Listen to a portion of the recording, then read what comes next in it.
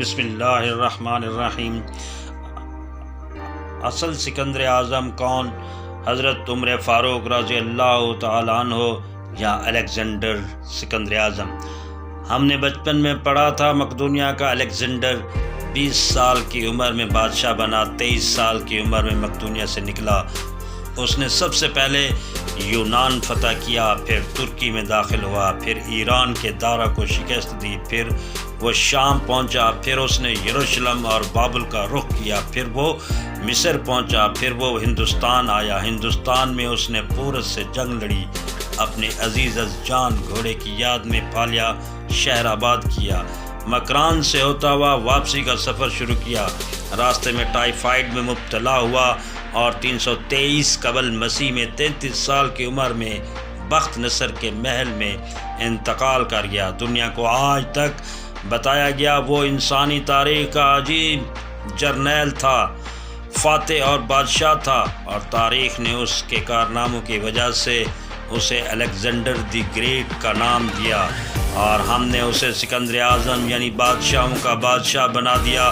لیکن آج 21ویں صدی میں پوری دنیا کے مورخین کے سامنے یہ سوال رکھتا ہوں کہ کیا حضرت عمر فاروق رضی اللہ عنہ کے ہوتے ہوئے الیگزینڈر کو سکندر اعظم کہلانے کا حق حاصل ہے؟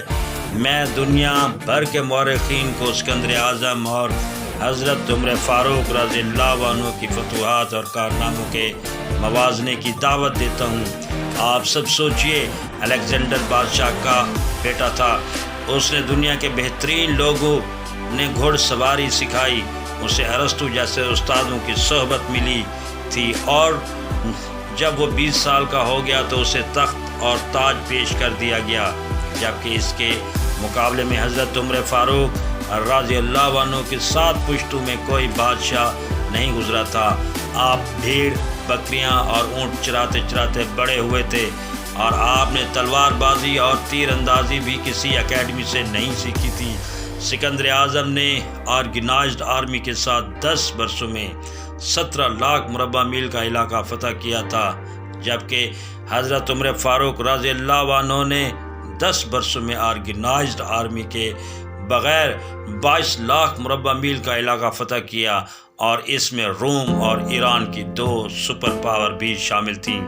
آج کے سیٹلائٹ میزائل اور آبدوزوں کے دور میں بھی دنیا کے کسی حکمران کے پاس اتنی بڑی سلطنت جو حضرت عمر فاروق رضی اللہ عنہ نے نہ صرف گھوڑوں کی پیٹھ پر فتح کرائی تھی بلکہ اس کا انتظام و انصرام بھی چلایا تھا۔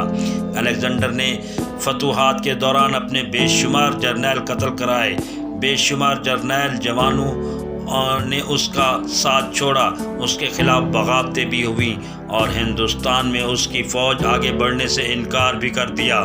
لیکن حضرت عمر فاروق رضی اللہ عنہ کے کسی ساتھی کو ان کے حکم سے سرتابی کی جرت نہ ہوئی۔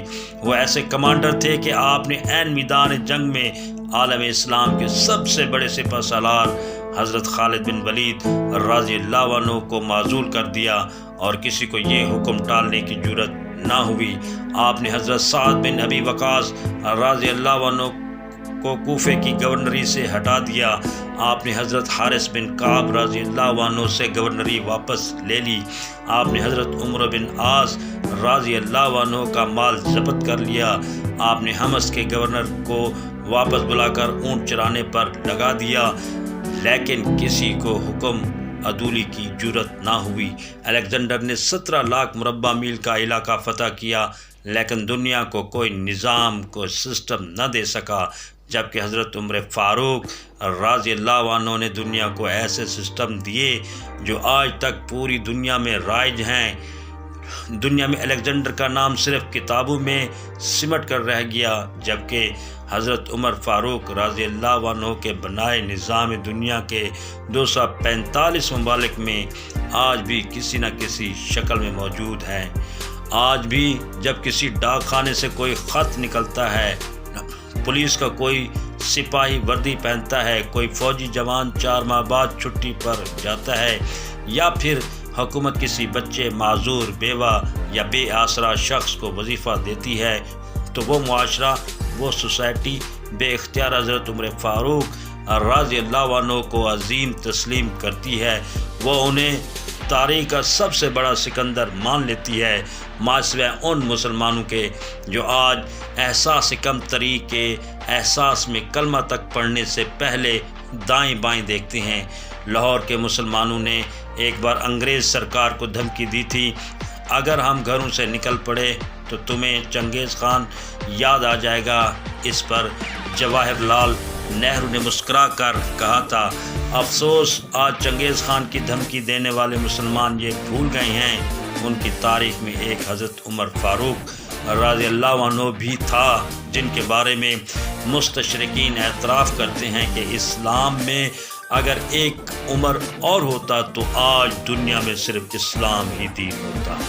ہم آج بھی یہ بھولے ہوئے ہیں کہ ہم میں ایک حضرت عمر فاروق تھے، جن کے بارے میں حضور صلی اللہ علیہ وسلم نے فرمایا، میرے بعد اگر کوئی نبی ہوتا تو عمر فاروق ہوتا۔ اللہ تعالیٰ مسلمانوں کو اپنی کھوئی ہوئی شاندار عظمت رفعت پر غور و فکر فرمائے اور اپنے اسلاف کے نقش قدم پر چلائے، آمین یا رب العالمین۔